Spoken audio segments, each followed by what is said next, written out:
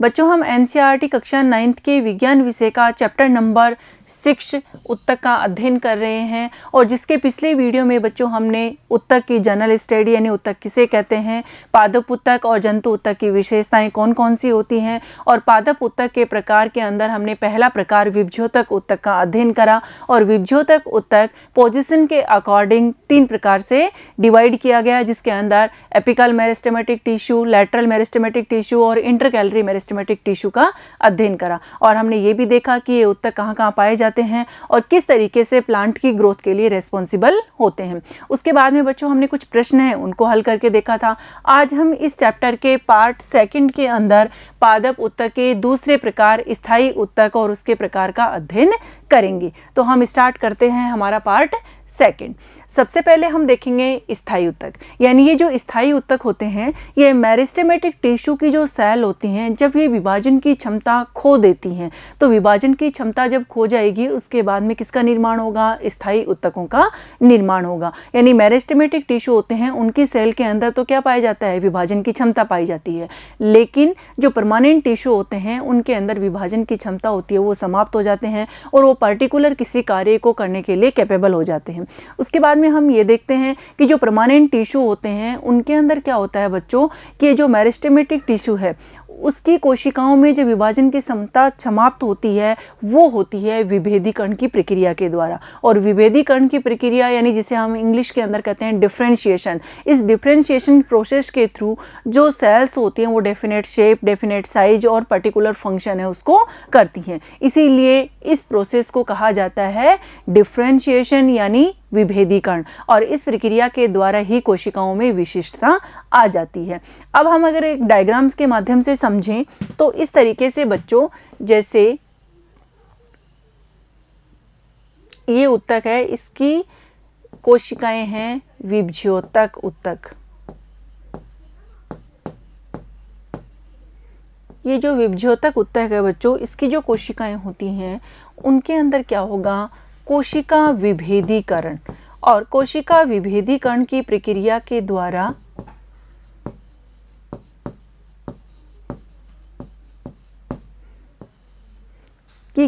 द्वारा इन कोशिकाओं में विभाजन की क्षमता समाप्त हो जाती है।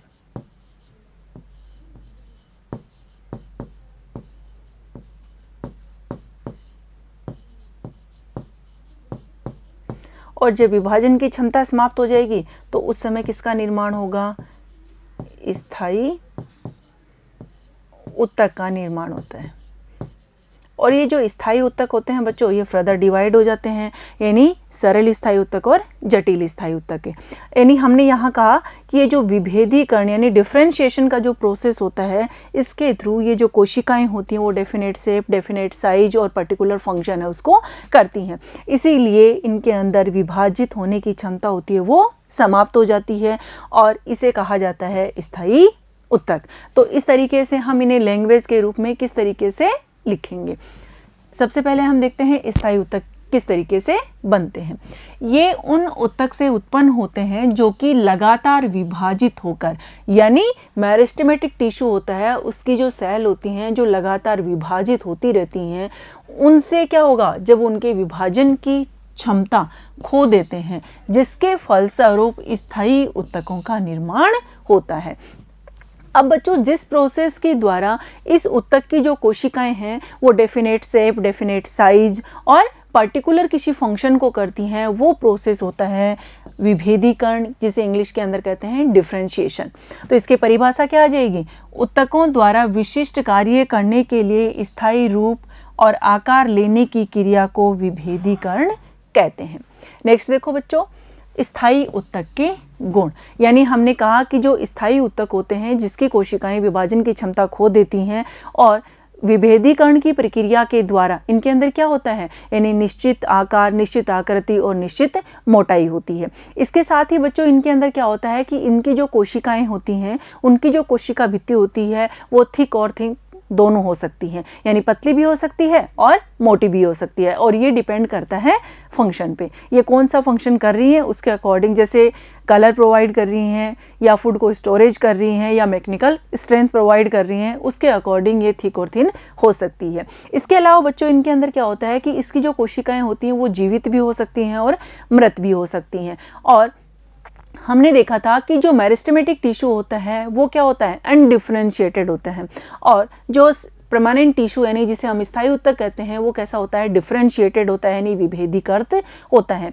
इसकी जो सेल्स होती हैं वो मैच्योर होती हैं, जबकि मेरिस्टेमेटिक टिश्यू की जो सेल थी बच्चों वो इमैच्योर यानी अपरिपक्व थी, उनके अंदर लगातार विभाजन की क्षमता बनी रही थी, लेकिन इनके अंदर विभाजन की क्षमता खो देती हैं और पर्टिकुलर किसी कार्य को करती हैं। इनके अंदर क्या है, फूड वैक्यूल्स पाई जाती हैं, यानी वैक्यूल्स होंगी जिनके द्वारा ये क्या करते हैं, भोजन को संग्रह करने का काम करते हैं। लेकिन जो मेरिस्टेमेटिक टिश्यू होता है बच्चों, उनके अंदर क्या होता है, यानी वो बिना सोचे समझे उनकी जो सेल्स होती हैं वो डिवाइड होती जाएंगी, यानी लगातार वो उनके अंदर क्या होता रहता है, विभाजन होता रहता है और नई नई कोशिकाओं का निर्माण करते रहते हैं। लेकिन उनके अंदर क्या नहीं पाई जाती, वैक्यूल्स नहीं पाई जाती, क्योंकि उन्हें कोई पर्टिकुलर कार्य करना ही नहीं पड़ता, उसके ऊपर कोई लोड नहीं होता है, इसलिए उनके अंदर क्या नहीं पाई जाती, वैक्यूल्स नहीं पाई जाती हैं। लेकिन इनके अंदर स्थायी ऊतक होते हैं, इनके अंदर कोशिका भित्ति होती है वो सेलुलोज की बनी हुई होती है, और इनके गुण हम यहाँ इस तरीके से देखेंगे। स्थायी ऊतक के आकार, आकृति और मोटाई निश्चित होती है, यह जीवित या मृत दोनों हो सकते हैं। स्थायी ऊतक की कोशिकाओं के कोशिका द्रव्य में रिक्तिकाएं पाई जाती हैं। नेक्स्ट देखो बच्चों, स्थायी ऊतक जिसे हम इंग्लिश में कहते हैं परमानेंट टिश्यू, ये फर्दर डिवाइड होता है और दो प्रकार का होता है।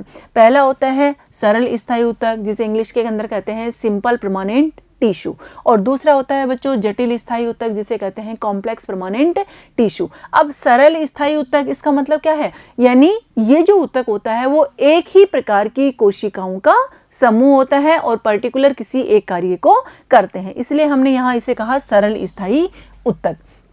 लेकिन बच्चों जटिल स्थायी ऊतक है, यानी नाम से ही पता चल रहा है जटिल है, यानी इसके अंदर क्या होता है, एक से अधिक प्रकार की कोशिकाओं का समूह होता है। और हमने ऊतक के लिए यही बात कही है कि ऊतक क्या होता है, ग्रुप ऑफ सेल, कोशिकाओं का समूह होता है। लेकिन यहाँ होती हैं एक से अधिक प्रकार की कोशिकाएं, लेकिन वो फंक्शन होती हैं वो एक ही करती हैं, इसीलिए यह है जटिल स्थायी ऊतक जिनका हम आगे अध्ययन करेंगे।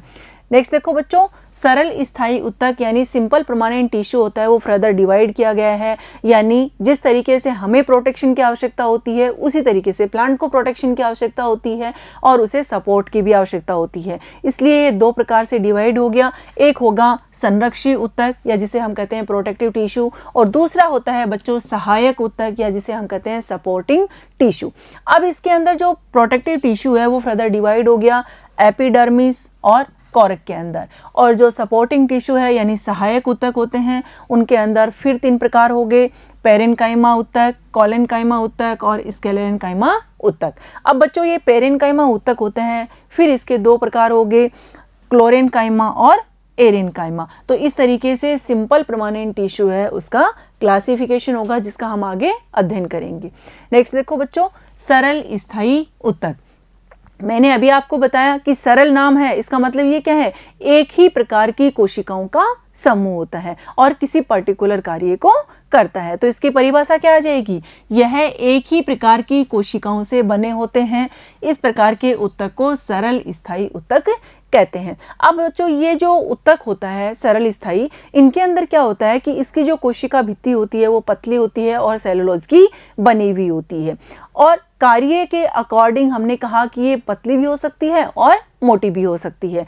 इनके अंदर क्या होता है, ये एपिडर्मिस के नीचे पाए जाते हैं। तो इसके गुण क्या लिखेंगे, यह पतली भित्ति वाली सरल कोशिकाओं का बना होता है, एपिडर्मिस के नीचे स्थित होता है। नेक्स्ट देखो बच्चों, संरक्षी ऊतक यानी जो सरल स्थायी ऊतक है उसका एक प्रकार है संरक्षी ऊतक। इसके नाम से हमें पता चल रहा है कि ये प्लांट को क्या करता है, प्रोटेक्शन प्रोवाइड कराता है। तो संरक्षी ऊतक का मुख्य कार्य सुरक्षा करना है। अब देखो बच्चों, प्रोटेक्टिव टिश्यू होता है, उसके अंदर होते हैं, एक होता है एपिडर्मिस और दूसरा होता है कॉर्क। तो हम सबसे पहले ये देखते हैं कि जब प्लांट मेच्योर नहीं होता है, यानी जब प्लांट परिपक्व नहीं होता, उस समय उसके अंदर आउटर मोस्ट लेयर होती है, वो होती है एपिडर्मिस। और हमने कहा कि ये क्या है, एक प्रोटेक्टिव टिश्यू है, इसलिए ये क्या करती है, प्रोटेक्शन का काम करती है। अब प्लांट के सभी पार्ट के अंदर, चाहे रूट हो, चाहे स्टेम हो, चाहे लीव्स हो, चाहे फ्लावर हो और चाहे फ्रूट हो, सब जगह क्या पाई जाती है, एपिडर्मिस लेयर पाई जाती है। अब बच्चों ये जो एपिडर्मिस लेयर होती है, ये किसकी बनी हुई होती है, एपिडर्मल सेल की बनी हुई होती है।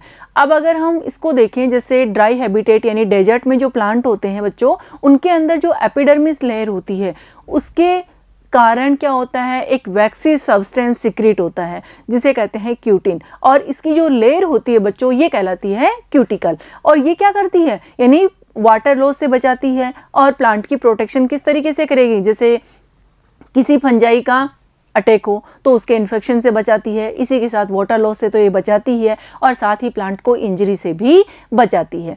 इस तरीके से प्लांट का प्रोटेक्शन करती है ड्राई हैबिटेट के अंदर। इसके अलावा अगर हम लीफ के अंदर देखें, यानी पत्ती में भी क्या होता है, एपिडर्मिस पाई जाती है। तो पत्ती की जो एपिडर्मिस होती है बच्चों, उसके बीच बीच में एपिडर्मिल सेल के अंदर छोटे छोटे छिद्र पाए जाते हैं और जिन्हें कहा जाता है स्टोमेटा। ये जो स्टोमेटा होते हैं बच्चों, इसके चारों ओर, यानी जैसा नाम है वैसा ही इन कोशिकाओं का काम है, जिसे हम कहते हैं गार्ड सेल या रक्षी कोशिकाएं इनको घेरे रहती हैं, और इन्हीं की सहायता से क्या होता है, स्टोमेटा खुलता है और बंद होता है। और स्टोमेटा के खुलने और बंद होने से ही क्या होता है, गैसों का विनिमय होता है और वाष्पोत्सर्जन की क्रिया होती है।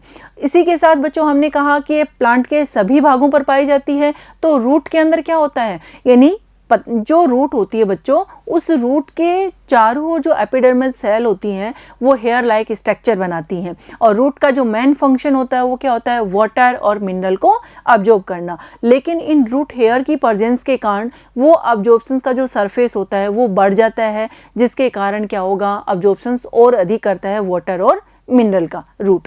उसके बाद में बच्चों इसी तरीके से हमने कहा ये तने के अंदर भी पाई जाती है। तो तने के अंदर भी क्या होगा, जो एपिडर्मिस लेयर होती है उसके ऊपर क्यूटिकल पाई जाती है, जो क्या एक वैक्सी सब्सटेंस है, यानी जल प्रतिरोधी पदार्थ होता है और प्लांट की प्रोटेक्शन करता है। लेकिन तने के अंदर बच्चों प्रवर्ध लाइक संरचना निकल जाती है, जिसे हम कहते हैं ट्राइकोम। तो आगे हम इसका लैंग्वेज के रूप में देखते हैं। एपिडर्मिस पौधे के सभी भाग जैसे पत्तियां, जड़, तने की सबसे बाहरी परत होती है। अभी हमने कहा कि सबसे बाहरी परत होती है, यानी जिस तरीके से हमें प्रोटेक्शन की आवश्यकता होती है और हमारा प्रोटेक्शन करती है हमारी स्किन, यानी चाहे गर्मी हो चाहे सर्दी हो हमारे प्रोटेक्शन का काम करती है, उसी तरीके से प्लांट के अंदर भी क्या होता है, सबसे बाहरी आवरण होता है और प्लांट के सभी भागों के ऊपर पाया जाता है, वो होता है एपिडर्मिस। और जब प्लांट मेच्योर हो जाता है यानी परिपक्व हो जाता है, जैसे जैसे उसकी आयु बढ़ती जाती है, तो एपिडर्मिस का जगह ले लेती है कॉर्क कोशिकाएं।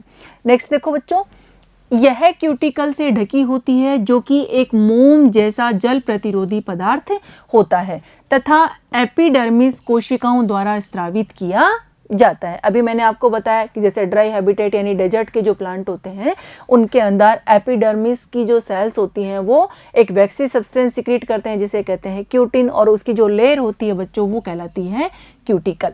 नेक्स्ट देखो बच्चों, एपिडर्मिस के साथ छोटे छोटे छिद्र स्टोमेटा भी होते हैं, और ये किसमें पाए जाते हैं, स्टोमेटा, पत्ती के ऊपर, यानी पत्ती की जो एपिडर्मिस होती है उसकी एपिडर्मल सेल के अंदर बीच बीच में छोटे छोटे छिद्र पाए जाते हैं और जिन्हें कहा जाता है स्टोमेटा। अब बच्चों अगर हम इस डायग्राम के अंदर देखें, ये है स्टोमेटा का डायग्राम। इसके अंदर जो वैक्यूल सी दिखाई दे रही है वो तो है स्टोमेटा यानी रंध्र, और इसके चारों ओर यानी सेम के बीच की आकृति की या फिर किडनी के आकार की कोशिकाएं पाई जाती हैं जिन्हें कहा जाता है रक्षी कोशिकाएं, या फिर इन्हें इंग्लिश के अंदर कहता है गार्ड सेल। और ये क्या करती हैं, स्टोमेटा के खुलने और बंद होने में रेस्पॉन्सिबल है या सहायक है। उसके बाद में बच्चों ये क्या होती है, इसकी कोशिका भित्ति होती है। नेक्स्ट देखो बच्चों, जैसे ये तने का सेक्शन लिया हमने, अब इसके अंदर मैंने कहा कि सबसे बाहरी जो आवरण होता है वो क्या होता है, एपिडर्मिस होती है, या ये क्या है, एपिडर्मिस है। इस एपिडर्मिस की सेल इस तरीके से जुड़ी हुई होती हैं कि इनके अंदर इंटरसेलुलर स्पेस होते हैं वो नहीं पाए जाते, और इनके बाहर यानी क्या होता है, एक वैक्सी सब्सटेंस सिक्रीट करती हैं इस एपिडर्मिस की एपिडर्मल सेल, और उसकी लेयर होती है क्यूटिकल। लेकिन हमने बताया कि तने के अंदर क्या है, एक परवर्ध के रूप में ये विकसित हो जाती हैं जिसे कहा जाता है ट्राइकोम। उसके बाद में बच्चों होता है हाइपोडर्मिस, जिसकी कोशिकाएं क्या होती हैं, पॉलीगोनल भी हो सकती हैं, ओवल शेप में भी हो सकती हैं और इनके बीच में इंटरसेलुलर स्पेस पाए जाते हैं और इनके मध्य में स्थित होती हैं म्यूसिलेजिनस कैनाल। उसके बाद में बच्चों कॉर्टेक्स आता है। कॉर्टेक्स होता है, उसकी जो सेल्स होती हैं वो भी गोलाकार या अंडाकार होती हैं, उनके बीच में इंटरसेलुलर स्पेस प्रेजेंट होता है। और उसके बाद में आती हैं एंडोडर्मिस। एंडोडर्मिस की जो सेल्स होती हैं बच्चों वो भी एक दूसरे से सटकर जुड़ी हुई होती हैं। उसके बाद में पेरिसाइकल होता है, यानी पेरिसाइकल जो होता है उसके अंदर बच्चों अगर हम डाइकोट स्टेम लें तो उनके अंदर कोलेनकाइमा टिश्यू पाए जाते हैं और इसी के साथ जैसे स्केलेनकाइमा टिश्यू होते हैं वो भी इनके अंदर प्रेजेंट होते हैं। इनकी जो सेल्स होती हैं वो बिल्कुल पास पास स्थित होती हैं। इनके अंदर इंटरसेलुलर स्पेस या तो बहुत कम होता है या एब्सेंट होता है। उसके बाद में बच्चों जैसे फ्लोएम है और कैम्बियम है, मेटाजाइलम और प्रोटोजाइलम है, ये हम आगे जैसे हमने स्थायी उत्तक के प्रकार में जटिल स्थायी उत्तक देखा तो उस जटिल स्थायी उत्तक के ही प्रकार होते हैं फ्लोएम और जाइलम, जिनकी हम आगे अध्ययन करेंगे। उसके बाद में बच्चों वैस्कुलर बंडल यानी संवहन बंडल होता है और ये संवहन बंडल होता है बच्चों ये जाइलम और फ्लोएम से मिलकर बनता है। और सेंटर की तरफ होती है पिथ। इसकी जो कोशिकाएं होती हैं वो गोलाकार या अंडाकार होती हैं, इनके बीच में इंटरसेलुलर स्पेस पाया जाता है। तो हमने ये बताया एपिडर्मिस की स्थिति बताने के लिए। नेक्स्ट देखो बच्चों एपिडर्मिस का कार्य, यानी हमने कहा कि एपिडर्मिस क्या करती है, प्लांट की सुरक्षा यानी प्रोटेक्शन प्रोवाइड करती है। इसी के साथ हमने कहा कि जैसे पत्ती के ऊपर जो एपिडर्मिस होती है उसकी जो एपिडर्मल सेल होती है उनके बीच बीच में छिद्र पाए जाते हैं यानी स्टोमेटा पाए जाते हैं और इन स्टोमेटा की सहायता से ही प्लांट के अंदर क्या होता है, वाष्पोत्सर्जन की क्रिया होती है, गैसों का विनिमय होता है। और इसके अलावा यानी जब क्या हो, यानी इन स्टोमेटा के द्वारा आवश्यकता से अधिक वाष्पोत्सर्जन हो जाएगा तो पादप झुलस जाएगा, उससे बचाने के लिए इनके ऊपर पाई जाती है क्यूटिकल की लेयर। तो हम इसके कार्य देखते हैं। पौधों की सुरक्षा प्रदान करना। दूसरा है एपिडर्मिस की क्यूटिकल वाष्पोत्सर्जन को रोकती है जिससे पौधा झुलसने से बच जाता है। नेक्स्ट है बच्चों स्टोमेटा द्वारा गैसों के आदान प्रदान एवं वाष्पोत्सर्जन में सहायता मिलती है। अब बच्चों ये जो वाष्पोत्सर्जन शब्द हम काम ले रहे हैं इसका मतलब है कि पत्ती से क्या होना, पानी की हानि होना यानी पानी का बूंद बूंद रूप से निकलना। ये जो वाष्पोत्सर्जन की क्रिया होती है वो बच्चों स्टोमेटा के थ्रू होती है और इसी की सहायता से हम क्या करते, जब जैसे ही हम पेड़ के नीचे बैठते हैं हमें ठंडक का अनुभव होता है, वो इस वाष्पोत्सर्जन के कारण ही होता है। नेक्स्ट देखो बच्चों कॉर्क, यानी हमने कहा जब प्लांट मैच्योर हो जाता है यानी जैसे जैसे उसकी एज बढ़ती जाती है तो एज के बढ़ने के साथ उसके अंदर क्या हो जाएगा, यानी जो एपिडर्मिस सेल थी उनकी जो लेयर थी एपिडर्मिस उसकी जगह कौन ले लेता है, कॉर्क सेल ले लेती हैं और कॉर्क उत्तक का निर्माण करती हैं। अब बच्चों ये कॉर्क सेल होती हैं, इनके ऊपर क्या होता है, सुबेरिन का जमा हो जाता है जिससे इसकी कोशिका भित्ति मोटी हो जाती है, दृढ़ हो जाती है और प्लांट को कठोरता प्रदान करती है यानी प्लांट को प्रोटेक्शन का काम करती है, यानी प्लांट की जैसे बाहरी झोंकों से या चोट से इनको बचाती है। अब ये देखो सुबेरिन का जमा हो गया जिसके कारण कोशिका भित्ति मोटी हो जाती है, दृढ़ हो गई और लेकिन इसकी कोशिकाएं होती हैं वो मृत होती हैं और ये क्या करती है, प्लांट को प्रोटेक्शन प्रोवाइड करती है। लेकिन ये कब प्रेजेंट होती है, जब प्लांट मैच्योर हो जाता है यानी जैसे जैसे उस प्लांट की आयु बढ़ती जाती है। तो हम लिखेंगे पौधे की लगातार वृद्धि के कारण जड़ व तने की परिधि में उपस्थित कोशिकाएं कोरक उत्तक में बदल जाती हैं। इनकी कोशिकाओं की भित्ति सुबेरिन के जमाव के कारण मोटी हो जाती है। किसके जमाव के कारण, सुबेरिन के जमाव के कारण। तथा कोरक की कोशिकाएं जल व गैसों दोनों के प्रवाह को रोक देती हैं। अब इसका कोरक का कार्य क्या आ जाएगा, यह झटकों और चोट से पौधों को बचाती है। नेक्स्ट देखो बच्चों सपोर्टिंग टिश्यू, यानी जो सिंपल परमानेंट टिश्यू है उसका जो सेकंड पार्ट है वो है सहायक उत्तक यानी सपोर्टिंग टिश्यू। और ये भी बच्चों क्या होता है, 3 प्रकार का होता है। एक होता है पेरेन्काइमा टिश्यू, दूसरा होता है कोलेनकाइमा टिश्यू और तीसरा होता है बच्चों स्क्लेरेन्काइमा टिश्यू। अब पेरेन्काइमा टिश्यू होता है उसके अंदर बच्चों जो कोशिकाएं होती हैं गोलाकार, अंडाकार या फिर आयताकार हो सकती हैं, लेकिन ये कोशिकाएं इस तरीके से व्यवस्थित होती हैं कि इनके बीच में इंटरसेलुलर स्पेस पाया जाता है। अब जब इन उत्तकों की कोशिकाओं के अंदर क्लोरोफिल उपस्थित होगा तब इसका प्रकार हो जाएगा क्लोरेन्काइमा टिश्यू। और जब इसकी कोशिकाएं लूजली पैक्ड होंगी यानी इनके बीच में इंटरसेलुलर स्पेस बहुत अधिक हो जाता है, तब ये कहलाते हैं एरेनकाइमा टिश्यू। यानी पेरेनकाइमा टिश्यू है वो फर्दर डिवाइड हो गया क्लोरेनकाइमा टिश्यू और एरेनकाइमा टिश्यू के अंदर। और कोलेनकाइमा टिश्यू होता है बच्चों, इसकी जो कोशिकाएं होती हैं उनके बीच में इंटरसेलुलर स्पेस होता है वो कम होता है। और स्क्लेरेनकाइमा टिश्यू होता है, उनकी कोशिका भित्ति है वो लिग्निन के जमाव के कारण बहुत अधिक मोटी हो जाती है और उनके अंदर इंटरसेलुलर स्पेस नहीं पाया जाता। अब बच्चों हम ये देखते हैं कि जो पेरेनकाइमा टिश्यू होते हैं वो क्या होते हैं, प्लांट के सभी पार्ट के अंदर, चाहे रूट हो, स्टेम हो, लीव्स हो, फ्लावर हो, फ्रूट हो, सब जगह पाया जाता है। लेकिन जो कोलेनकाइमा टिश्यू होता है बच्चों वो लीफ के स्ट्रोक के अंदर और डाइकोट स्टेम के अंदर प्रेजेंट होता है। इसी तरीके से स्क्लेरेनकाइमा टिश्यू होता है वो किसके अंदर पाया जाता है, जैसे नट हो गए या शीड हो गए, उनकी जो हार्ड कवरिंग होती है उसके अंदर क्या पाए जाते हैं, स्क्लेरेनकाइमा टिश्यू पाए जाते हैं, जिनका हम आगे विस्तृत रूप से अध्ययन करेंगे। सबसे पहले आता है बच्चों पेरेनकाइमा टिश्यू। ये जो पेरेनकाइमा टिश्यू होता है तो हमने कहा जो सरल स्थायी ऊतक होते हैं वो एक ही प्रकार की कोशिकाओं के बने हुए होते हैं। इनकी जो सेल वॉल होती है वो थिक और थिन हो सकती है फंक्शन के अकॉर्डिंग। अब हमने ये भी कहा कि इनकी जो कोशिका भित्ति होती है वो सेलुलोज की बनी हुई होती है और कहीं कहीं पे क्या हो, किसी किसी के अंदर क्या होता है, जैसे स्थायी ऊतकों के, सरल स्थायी ऊतक में सपोर्टिंग टिश्यू के जो आगे हम पार्ट पढ़ेंगे उनके अंदर क्या आ जाएगा, जैसे कोशिका भित्ति पर कहीं तो पैक्टिन का जमाव हो रहा है, कहीं लिग्निन का जमाव हो रहा है, जिसके कारण वो मोटी हो जाती है। लेकिन पेरेनकाइमा टिश्यू होता है उसकी जो सेल वॉल होती है बच्चों वो पतली होती है और सेलुलोज की बनी हुई होती है। दूसरा इसके अंदर क्या आता है कि इनकी जो कोशिकाएं होती हैं वो गोलाकार, अंडाकार या फिर आयताकार होती हैं, इनके बीच में इंटरसेलुलर स्पेस होता है वो अधिक होता है। और इनके अंदर क्या पाई जाती हैं, कोशिका द्रव्य के अंदर वैक्यूल्स पाई जाती हैं यानी रिक्तिकाएं पाई जाती हैं और इन रिक्तिकाओं के कारण ही क्या करते हैं, फूड स्टोरेज करने का काम करते हैं। और वैसे भी हम जानते हैं कि जो सरल स्थायी ऊतक होते हैं उनका जो फंक्शन होंगे वो कौन कौन से होते हैं, जैसे प्रोटेक्शन प्रोवाइड करना जिसमें हमने प्रोटेक्टिव टिश्यू के अंदर पढ़ा, इसी तरीके से स्टोरेज करना क्योंकि इसके अंदर क्या होता है यानी वैक्यूल्स पाई जाती हैं जिसके कारण ये स्टोरेज करने का काम करते हैं, सपोर्टिंग भी प्रोवाइड करते हैं और फोटोसिंथेसिस का काम भी करते हैं।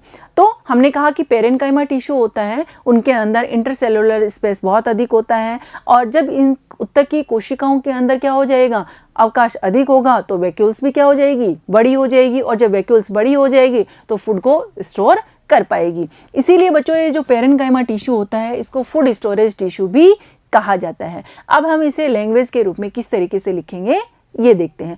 एक चीज और ध्यान रखना बच्चों कि पेरेनकाइमा टिश्यू होता है वो सबसे अधिक पाया जाने वाला सरल स्थायी ऊतक होता है।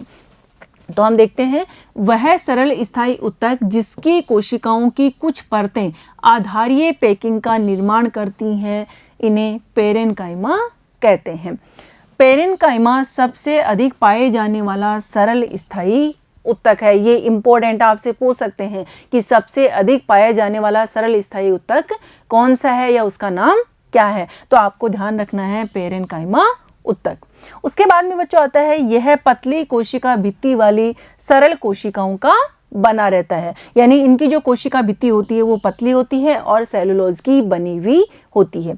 उसके बाद में इस ऊतक की कोशिकाएं जीवित होती हैं, इस चीज़ का आपको ध्यान रखना है, यानी इसके अंदर जो कोशिका द्रव्य पाया जाता है वो सघन होता है और कोशिकाएं कैसी होती हैं, जीवित होती हैं। अब अगर हम इस डायग्राम के अंदर देखें बच्चों तो ये जैसे कोशिकाएं हैं वो गोलाकार या अंडाकार होती हैं, इनके बीच बीच में जो ये स्पेस दिखाई दे रहा है यानी इनके अंदर अंतराकोशिक स्थान यानी इंटरसेलुलर स्पेस है वो पाया जाता है और इनके अंदर वैक्यूल्स होंगी जिनके कारण ये क्या करते हैं, फूड को स्टोरेज करने का काम करते हैं।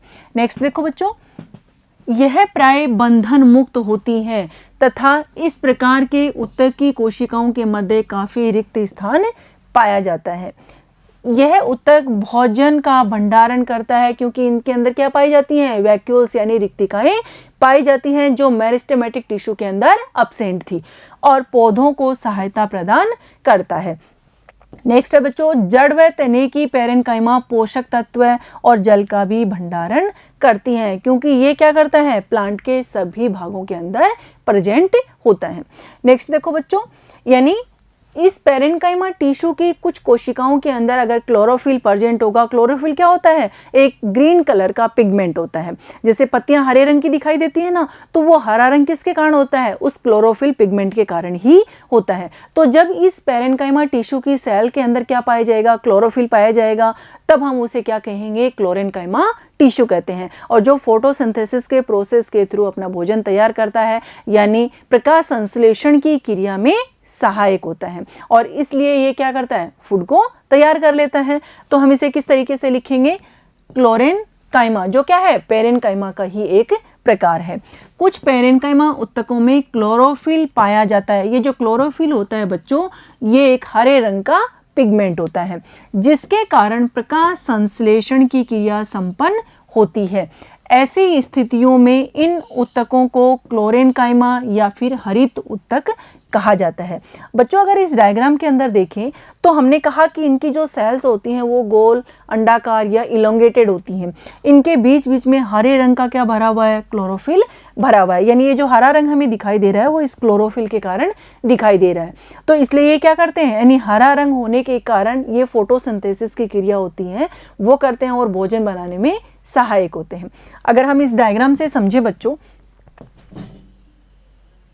जैसे ये कोई ट्री है, अब इस ट्री के ग्राउंड की तरफ यानी नीचे की तरफ ये इसकी क्या हो गई, रूट हो गई। अब इस रूट के थ्रू तो हमें पता है बच्चों प्लांट क्या करता है, वाटर और मिनरल है उसको अब्जॉर्ब करता है। और इसका सपोज करो हमने क्या ले ली, एक लीफ ले ली इस तरीके से। तो ये जो लीफ है बच्चों ये हरे रंग की है, और इसका जो हरा रंग होता है वो होता है हरित लवक, या जिसे हम कहते हैं क्लोरोफिल के कारण। यानी इस हरित लवक के कारण ही रंग कैसा होता है, हरा होता है। और ये जो हरा रंग है ये, और इस पत्ती की जो एपिडर्मिस होती है उसके बीच बीच में क्या पाए जाते हैं, छिद्र पाए जाते हैं, और जिन्हें कहा जाता है स्टोमेटा। इन स्टोमेटा के थ्रू क्या करती हैं, कार्बन डाइऑक्साइड यानी वायुमंडलीय जो कार्बन डाइऑक्साइड होती है वो अंदर प्रवेश करती है, और रूट की सहायता से वाटर है वो अब्जॉर्ब कर लिया गया। और ये जो कार्बन डाइऑक्साइड है ये, और ये जो वाटर है, ये दोनों इन हरित लवक और सनलाइट की प्रेजेंस में भोजन तैयार कर लेती हैं। और ये जो प्रोसेस होता है बच्चों यही क्या कहलाता है, प्रकाश संश्लेषण, या फिर जिसे कहते हैं फोटोसिंथेसिस। नेक्स्ट देखो बच्चों, एरेन्काइमा यानी पेरेन्काइमा टिश्यू की सेल इस तरीके से अरेंज हो कि उनके अंदर इंटरसेलुलर स्पेस बहुत अधिक हो, यानी कोशिकाएं बिल्कुल लूजली पैक्ड होंगी।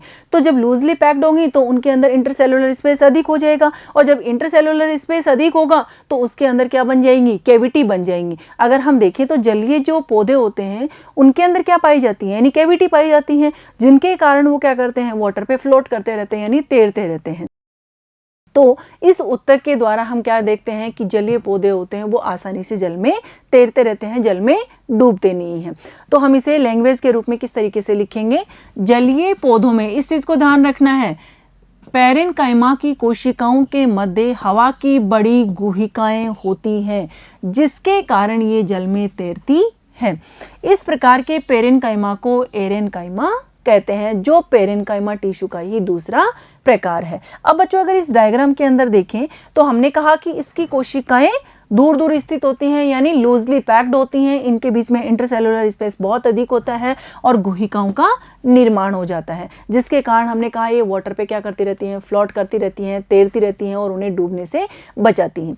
अब अगर हमें प्रश्न के अंदर पूछ लिया जाए कि वाटर लिली जल में तैरती रहती है, जल में डूबती नहीं है, क्यों? क्योंकि जो वाटर लिली होती है बच्चों उनके अंदर एरेन्काइमा टिश्यू पाया जाता है, और एरेन्काइमा टिश्यू के अंदर कैविटीज पाई जाती हैं, यानी गुहिकाएं पाई जाती हैं, जिसके कारण वो जल में तैरती रहती हैं। अगर हम इस डायग्राम के अंदर देखें तो ये जो वाटर लिली है ये वाटर के ऊपर क्या कर रही है, फ्लोट कर रही है, यानी तैर रही है। उसका कारण क्या है कि इसके अंदर क्या पाया जा रहा है, एरेन्काइमा टिश्यू पाया जा रहा है, जिसकी कोशिकाएं दूर दूर व्यवस्थित होती हैं, यानी लूजली पैक्ड होती हैं, और जिसके कारण इनके बीच में इंटरसेलुलर स्पेस है वो बहुत अधिक हो जाता है और कैविटीज बन जाती हैं, जिसके कारण वो इसे जल में डूबने नहीं देती।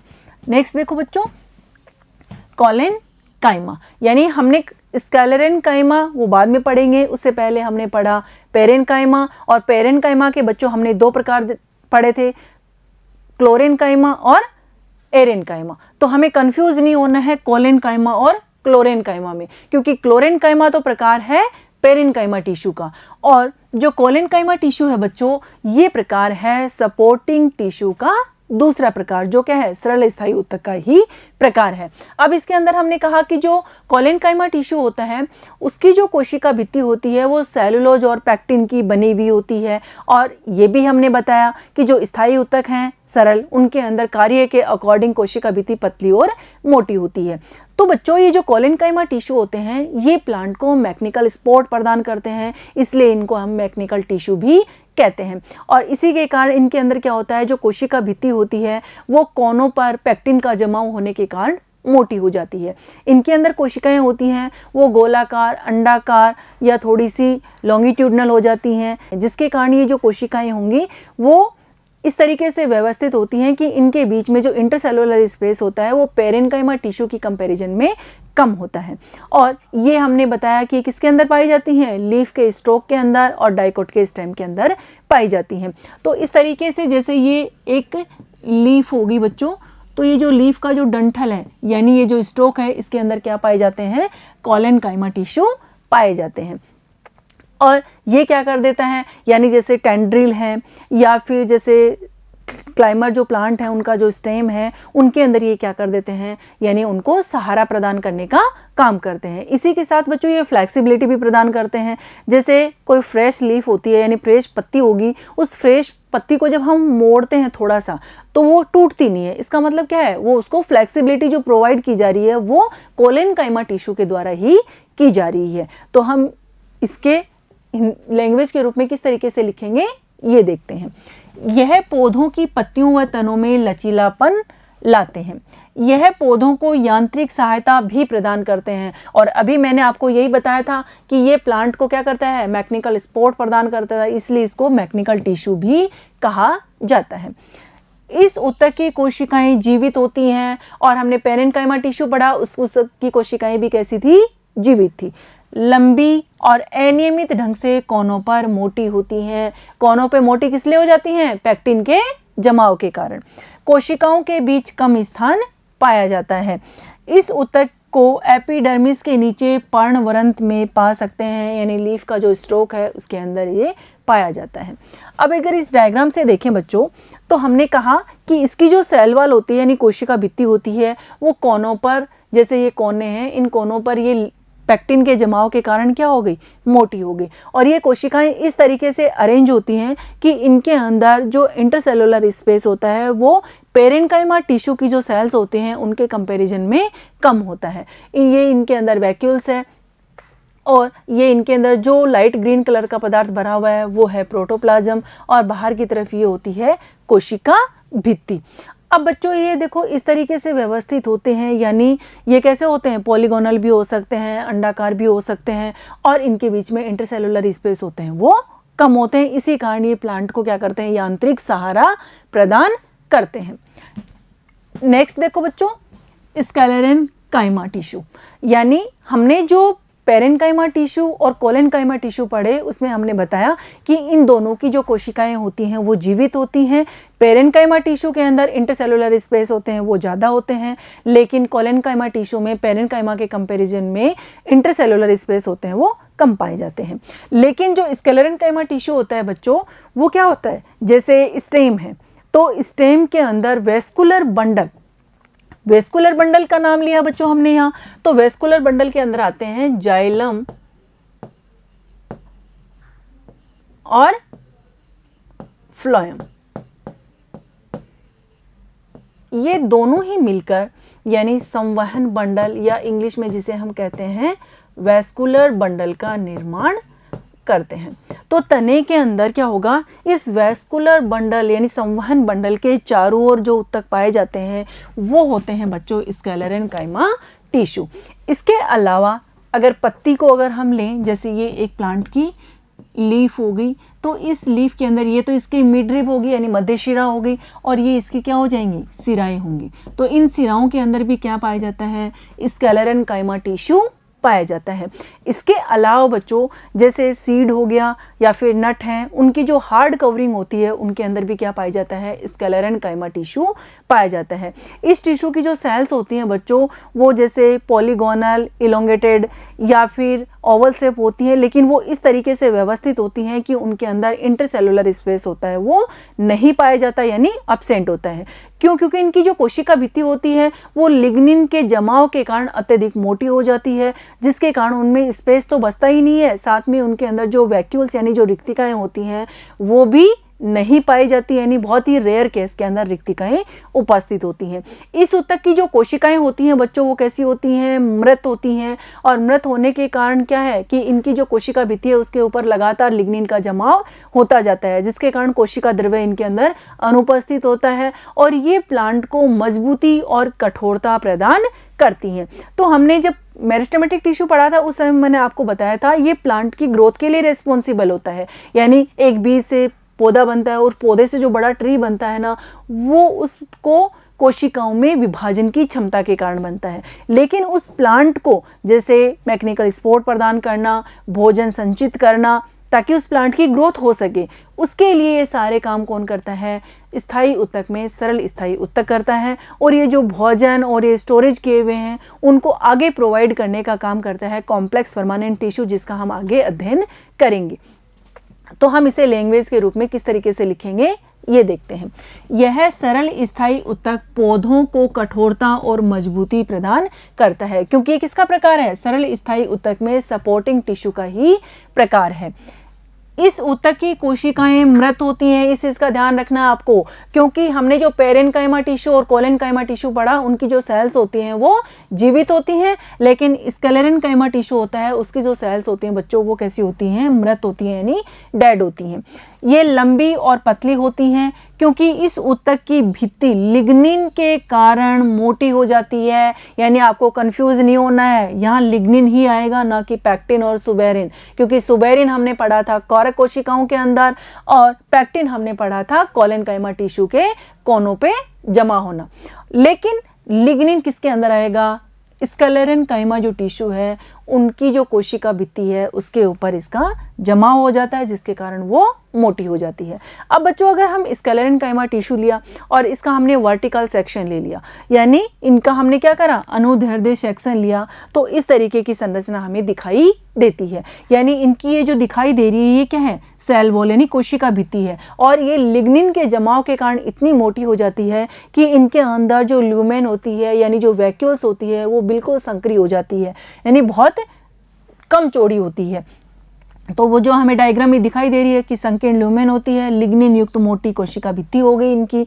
और अगर जब हम इसका अनुप्रस्थ सेक्शन लेते हैं यानी हॉरिजॉन्टल जब सेक्शन काटते हैं तो हमें इस तरीके की संरचना दिखाई देती है, जिसके अंदर बच्चों क्या होता है कि यानी ये अगर हम देखें तो ये क्या है, कोशिका भित्ति है, और ये कोशिका भित्ति लिग्निन के जमाव के कारण इतनी मोटी हो जाती है कि इनके अंदर वैक्यूल्स या तो ना के बराबर होती है या वैक्यूल समाप्त हो जाती है, और ये जो सरल छिद्र युग्म यानी बिल्कुल बारीक से छिद्र इसके अंदर दिखाई देते हैं। इसी कारण बच्चों इसकी जो कोशिकाएं होती हैं उनके अंदर कोशिका द्रव्य भी नहीं पाया जाता है, और ये प्लांट को क्या करती हैं, सहारा प्रदान करने का काम करती हैं, यानी उसको मजबूती और कठोरता प्रदान करने का काम करती हैं। नेक्स्ट देखो बच्चों, ये भित्तियां प्राय इतनी मोटी होती हैं कि कोशिका के भीतर कोई आंतरिक स्थान नहीं होता है। यह ऊतक तने में वेस्कुलर बंडल के समीप, पत्तों की सिराओं में तथा बीजों और फलों के कठोर छिलकों में उपस्थित होता है। और यही मैंने अभी आपको बताया था, जैसे ये अखरोट है और अखरोट का जो ऊपर का जो हार्ड कवरिंग होती है उसके अंदर क्या पाया जाता है, स्क्लेरेन्काइमा टिश्यू पाया जाता है, जो क्या करता है अंदर के कंटेंट को क्या करता है, प्रोटेक्ट करता है, यानी उसे बचा कर रखता है।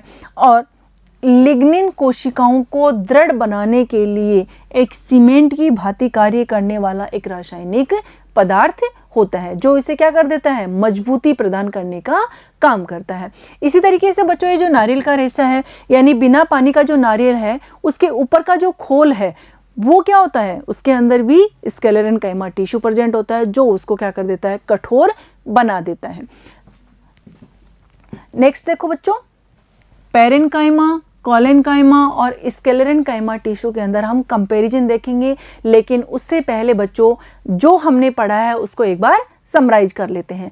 आज बच्चों हमने पार्ट सेकंड के अंदर जो परमानेंट टिश्यू है उसके अंदर सिंपल परमानेंट टिश्यू का अध्ययन करा, और उससे पहले हमने परमानेंट टिश्यू की परिभाषा यानी स्थायी ऊतक क्या होता है। तो बच्चों स्थायी ऊतक कोशिकाओं में जब विभाजन की क्षमता समाप्त हो जाती है, यानी अगर हम एक डायग्राम से भी देखें तो इस तरीके से, जैसे ये कोई उत्तक है, उत्तक होता क्या है, ग्रुप ऑफ सेल यानी कोशिकाओं का समूह होता है। इस तरीके से इनके अंदर क्या है, कोशिकाएं स्थित होती हैं, और जब इन कोशिकाओं के अंदर क्या हो, विभाजन की क्षमता, सपोज करो जैसे ये कोशिकाएं हैं, इनके अंदर तो विभाजन की क्षमता थी, और जब इन कोशिकाओं के अंदर क्या हो, यानी विभेदीकरण की क्रिया आ जाए और कोशिकाएं स्पेसिफिक हो जाती हैं, तो इस तरीके से ये जो कोशिकाएं हैं इनके अंदर क्या हो जाएगा, विभाजन की क्षमता है वो समाप्त हो जाती है, और इनसे क्या हो जाता है, स्थायी ऊतकों का निर्माण होता है। फिर बच्चों ये जो स्थायी ऊतक होते हैं उनकी जो प्रकार होंगे, जैसे सिंपल परमानेंट टिश्यू और complex permanent tissue. Simple permanent tissue होते हैं उनके अंदर एक ही प्रकार की कोशिकाओं का समूह होता है जो किसी पर्टिकुलर कार्य को करते हैं, लेकिन जो कॉम्प्लेक्स परमानेंट टिश्यू होते हैं उनके अंदर एक से अधिक प्रकार की कोशिकाओं का समूह होता है, और जो क्या करता है, किसी पर्टिकुलर कार्य को करता है। उसके बाद में बच्चों हमने सिंपल परमानेंट टिश्यू के अंदर प्रोटेक्टिव टिश्यू और सपोर्टिंग टिश्यू, प्रोटेक्टिव टिश्यू के अंदर हमने जैसे एपिडर्मिस और कॉर्क, यानी जैसे हमारी बॉडी को प्रोटेक्शन की जरूरत होती है उसी तरीके से प्लांट को भी प्रोटेक्शन की जरूरत होती है, और जिसमें हमने एपिडर्मिस और कॉर्क का अध्ययन करा। एपिडर्मिस होती है जो प्लांट की स्टार्टिंग की एज में प्रेजेंट होती है, और जैसे जैसे प्लांट मेच्योर होता जाता है तो उनके अंदर क्या पाई जाती है, कॉर्क सेल मिलकर कॉर्क का निर्माण कर लेती हैं जो प्लांट को प्रोटेक्शन का काम करता है। उसके बाद में बच्चों हमने सपोर्टिंग टिश्यू के अंदर 3 प्रकार पढ़े। सबसे पहले पढ़ा हमने पेरेनकाइमा टिश्यू। पेरेनकाइमा टिश्यू की जो कोशिकाएं होती हैं वो जीवित होती हैं, इनके अंदर इंटरसेलुलर स्पेस होता है वो अधिक होता है, इनकी जो कोशिका भित्ति होती है वो क्या होगी, यानी फंक्शन के अकॉर्डिंग पतली और मोटी हो सकती है, लेकिन पेरेनकाइमा टिश्यू की जो सेल्स होती है वो कोशिका भित्ति यानी सेलुलोज की बनी हुई होती है और पतली होती है। इनके अंदर क्या होता है कि जैसे ही कोशिकाओं के अंदर क्लोरोफिल प्रेजेंट होगा तो वो किसका निर्माण कर देगा, क्लोरेनकाइमा टिश्यू का निर्माण करता है, जो फोटोसिंथेसिस के प्रोसेस के थ्रू भोजन बनाने में सहायक होता है। इसी तरीके से जब पेरेनकाइमा टिश्यू की शेल्स होती हैं वो लूजली पैक्ड होती हैं, यानी दूर दूर स्थित होती हैं, तो उनके अंदर इंटरसेलुलर स्पेस अधिक होता है, और जब इंटरसेलुलर स्पेस अधिक होगा तो उनके अंदर कैविटीज बन जाती हैं, यानी गुहिकाएं बन जाती हैं जो जलीय पौधों को तैरने में मदद करती हैं जल पर, यानी उन्हें डूबने से बचाती हैं। उसके बाद में बच्चों हमने क्या पढ़ा, कोलेनकाइमा टिश्यू, यानी कोलेनकाइमा टिश्यू होता है वो लीफ के स्टोक के अंदर और डाइकोट के स्टेम के अंदर प्रेजेंट होता है। डाइकोट का मतलब है द्विबीजपत्री, जैसे सरसों है, सूरजमुखी है, तो इनका जो स्टेम होता है वो होता है डाइकोट, जिनके अंदर क्या पाया जाता है, कोलेनकाइमा टिश्यू पाया जाता है। उसके बाद में हमने देखा कि कोलेनकाइमा टिश्यू होता है उनकी जो कोशिकाएं होती हैं वो भी जीवित होती हैं, लेकिन उनकी जो कोशिका भित्ति होती है उस पर पेक्टिन का जमाव होने के कारण कोनों पर वो मोटी हो जाती है, और इनके अंदर इंटरसेलुलर स्पेस होते हैं वो कम होते हैं, और ये प्लांट को मैकेनिकल सपोर्ट प्रदान करती हैं, इसीलिए इसको मैकेनिकल टिश्यू भी कहा जाता है। उसके बाद में बच्चों हमने पढ़ा स्क्लेरेनकाइमा टिश्यू, जो क्या है, सिंपल परमानेंट टिश्यू में सपोर्टिंग टिश्यू का तीसरा पार्ट है, और ये क्या करता है, यानी ये जैसे हार्ड कवरिंग ऑफ सीड और नट होते हैं उनके अंदर प्रेजेंट होता है, इसी के साथ जैसे वेस्कुलर बंडल स्टेम के अंदर उसके चारों तरफ पाया जाता है, और जो पत्ती होती है उसकी शिराएं होती हैं उनके अंदर ये प्रेजेंट होता है। इसकी जो कोशिकाएं होती हैं बच्चों वो कैसी होती हैं, मृत होती हैं, कोशिका भित्ति पर लिग्निन का अत्यधिक जमा हो जाता है, जिसके कारण उनके अंदर जो ल्यूमेन होती है वो बहुत संकरी हो जाती है या फिर अनुपस्थित हो जाती है, और इसके साथ में इनके अंदर लिग्निन के जमाव होने के कारण ये इन प्लांट को मजबूती प्रदान करने का काम करती है। उसके बाद में बच्चों हम देखते हैं कि इनके अंदर क्या क्या कंपैरिजन होगा। सबसे पहले हम देखते हैं पेरेनकाइमा, और इसके अंदर हमने पढ़ा पेरेनकाइमा की जो कोशिका भित्ति होती है पतली होती है और सेलुलोज की बनी हुई होती है। जो कोलेनकाइमा होता है उनकी जो कोशिका भित्ति होती है वो सेलुलोज और पेक्टिन की बनी हुई होती है, लेकिन अनियमित रूप से पतली और मोटी होती है। और जो स्क्लेरेन्काइमा टिश्यू होता है बच्चों, उनकी जो कोशिका भित्ति होती है उस पर लिग्निन का जमा होने के कारण कोशिका भित्ति मोटी होती है। अब पेरेन्काइमा के अंदर तो कोशिकाएं हमने कहा जीवित होती हैं क्योंकि इनके अंदर कोशिका द्रव्य होता है वो सघन होता है। कोलेनकाइमा टिश्यू होता है, उनकी कोशिकाएं होती हैं, उनके अंदर भी कोशिका द्रव्य पाया जाता है, लेकिन उनके अंदर क्या होगा, जीवित भी होती हैं लेकिन वो कोशिका द्रव्य कम सघन होता है। और जो स्क्लेरेन्काइमा टिश्यू की जो कोशिकाएं होती हैं बच्चों, उनके अंदर कोशिका द्रव्य अनुपस्थित होता है और कोशिकाएं मृत होती हैं। जो पेरेन्काइमा टिश्यू होता है, उनकी कुछ सेल्स के अंदर जब क्लोरोफिल प्रेजेंट होता है तो क्लोरोफिल के प्रेजेंट होने के कारण उनके अंदर प्रकाश संश्लेषण की क्रिया होती है। लेकिन कोलेनकाइमा टिश्यू होता है, उनके अंदर फोटोसिंथेसिस यानी प्रकाश संश्लेषण की क्रिया नहीं होती है। और स्क्लेरेन्काइमा टिश्यू होता है, उनके अंदर भी प्रकाश संश्लेषण की क्रिया नहीं होती है। उसके बाद में बच्चों पेरेन्काइमा टिश्यू है, इसके अंदर क्या है, यानी फोटोसिंथेसिस के द्वारा ये भोजन तैयार कर लेते हैं और उस फूड को स्टोर भी करते हैं क्योंकि इनके अंदर जो वैक्यूल्स होती हैं वो बड़ी होती हैं और मध्य में उपस्थित होती हैं। लेकिन जो कोलेनकाइमा टिश्यू होता है बच्चों, उनके अंदर वैक्यूल्स छोटी होती हैं क्योंकि इनकी जो कोशिकाएं होती हैं वो इस तरीके से व्यवस्थित होती हैं कि इनके अंदर इंटरसेलुलर स्पेस होता है वो कम होता है, जिसके कारण रिक्तिकाएं होंगी वो छोटी हो जाती हैं और ये प्लांट को यांत्रिक सहारा प्रदान करने का काम करते हैं। और जो स्क्लेरेन्काइमा टिश्यू होते हैं बच्चों, उनकी कोशिकाएं हमने कहा मृत होती हैं और कोशिकाएं बिल्कुल पास पास जुड़ी हुई होती हैं, इंटरसेलुलर स्पेस नहीं पाए जाते, जिसके कारण इनके अंदर वैक्यूल्स भी नहीं पाई जाती हैं। और ये जो होता है पेरेन्काइमा, ये तो भोजन को संचित करने का काम करता है और कोलेनकाइमा होता है वो यांत्रिक सहारा प्रदान करता है और स्क्लेरेन्काइमा होता है वो प्लांट को मजबूती और कठोरता प्रदान करता है। अब हम इसे लैंग्वेज के रूप में किस तरीके से लिखेंगे ये देखते हैं। पेरेन्काइमा पतली कोशिका भित्ति होती है जो सेलुलोज की बनी हुई होती है। कोलेनकाइमा कोशिका भित्ति असमान रूप से मोटी और पतली होती है और ये मैंने अभी आपको बताया कि कोनों के ऊपर पेक्टिन का जमा हो जाता है जिसके कारण वो कोनों पर मोटी हो जाती है। और स्क्लेरेन्काइमा के अंदर मोटी कोशिका भित्ति होती है लिग्निन के जमाव के कारण। सेकंड आता है बच्चों, कोशिका द्रव्य सघन होता है और कोशिकाएं कैसी होती हैं, जीवित होती हैं। कोलेनकाइमा के अंदर कोशिका द्रव्य होता है वो कम सघन होता है और कोशिकाएं जीवित होती हैं। स्क्लेरेन्काइमा टिश्यू होता है, उसके अंदर कोशिका द्रव्य अनुपस्थित होता है और कोशिकाएं कैसी होती हैं, मृत होती हैं। उसके बाद में आता है कि पेरेन्काइमा टिश्यू के अंदर जो रिक्तिका यानी जो वैक्यूल्स होती हैं वो बड़ी होती हैं और मध्य में पाई जाती हैं।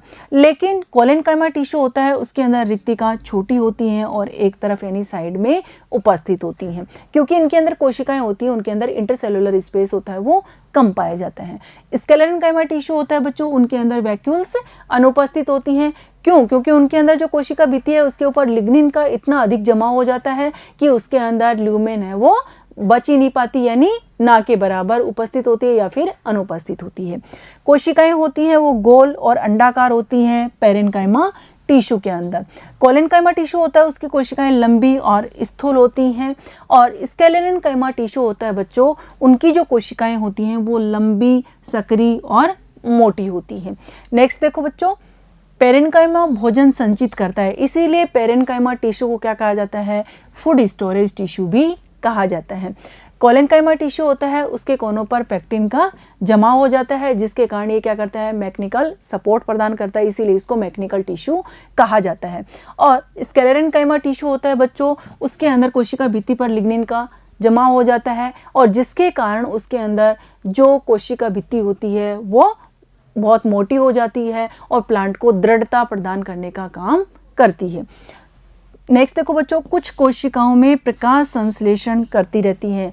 क्यों? क्योंकि इनके अंदर क्या होता है कि जो कोशिकाएं हैं जिनके अंदर क्लोरोफिल प्रेजेंट है वो फोटोसिंथेसिस की क्रिया के द्वारा भोजन बनाने में सहायक होती हैं। लेकिन कोलेनकाइमा टिश्यू के अंदर क्या है, क्लोरोफिल एब्सेंट होता है जिसके कारण ये प्रकाश संश्लेषण नहीं करती हैं। उसके अलावा बच्चों स्क्लेरेन्काइमा होता है, उसके अंदर भी क्लोरोफिल एब्सेंट होने के कारण प्रकाश संश्लेषण की क्रिया नहीं होती है। नेक्स्ट है बच्चों, पेरेन्काइमा टिश्यू की जो कोशिकाएं होती हैं उनके अंदर इंटरसेलुलर स्पेस होता है वो प्रेजेंट, यानी कोशिकीय स्थान होता है वो उपस्थित होता है। कोलेनकाइमा टिश्यू की जो कोशिकाएं होती हैं उनके अंदर इंटरसेलुलर स्पेस पाया जाता है, लेकिन पेरेन्काइमा टिश्यू की जो सेल्स होते हैं उनके कंपैरिजन में कोशिकीय स्थान होता है वो कम होता है।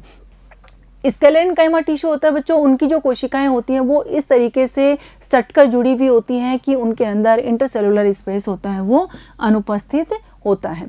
तो इस तरीके से बच्चों आज हमने इस चैप्टर के पार्ट सेकंड के अंदर स्थायी उत्तक के प्रकार, जिसमें हमने स्थायी उत्तक की परिभाषा, स्थायी उत्तक के अंदर हमने सरल स्थायी उत्तक और जटिल स्थायी उत्तक का अध्ययन करा।